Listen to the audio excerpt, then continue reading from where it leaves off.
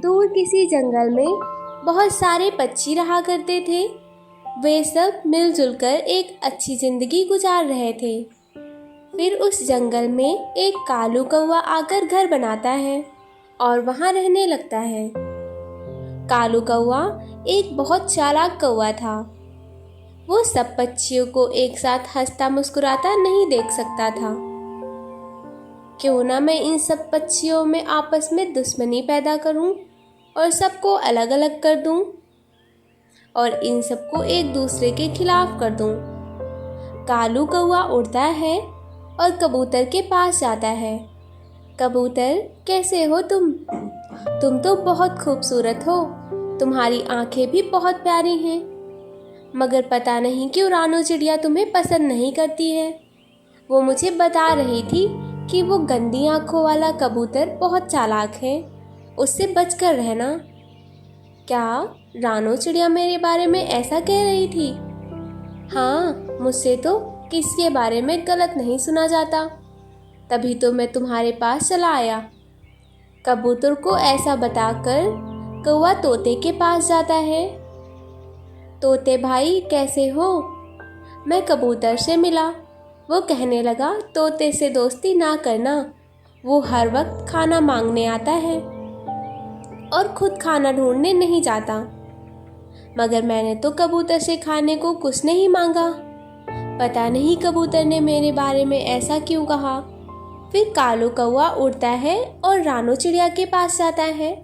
रानू बहन, आप तो इतनी अच्छी हैं और मुश्किल वक्त में सबकी मदद करती हैं।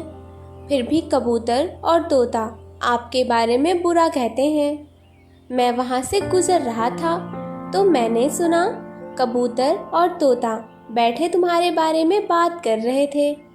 कह रहे थे रानू को तो जंगल से ही निकाल देना है। मगर रानू चिड़िया बहुत अक्लमंद थी। वो कौवे की बातों पर जरा भी ध्यान नहीं देती है। मैं काफ़ी दिनों से देख रही हूँ, सब पक्षी एक साथ नहीं बैठते। कुछ तो बात है। फिर रानू चिड़िया तोते के पास जाती है और उसे खाने की दावत देती है। फिर ऐसे ही कबूतर और कौवे के पास जाती है और उनको भी बताती है कि रात को उनके घर पे दावत है।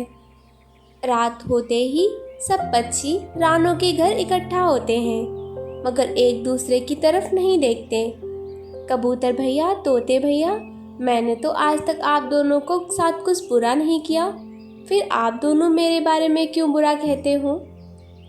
यह सुनते ही कौवे के तो होश उड़ जाते हैं और उसकी साजिश तो पकड़ी जा रही है। मगर हम दोनों ने तो कभी आपके बारे में बुरा नहीं कहा। मगर मुझे पता चला था कि आप मुझे गंदी आंखों वाला और चालाक कहते हैं, और मुझे पता चला था कि तुम मुझे भूखा कहते हो और खाना मांग कर खाता हूँ, ये बोला है। मैं तुम सबसे एक बात बोलना चाहता हूँ। जब कालू कौवे ने ऐसा बताया तो मैंने तो यकीन नहीं किया। आप दोनों को भी यकीन नहीं करना चाहिए था।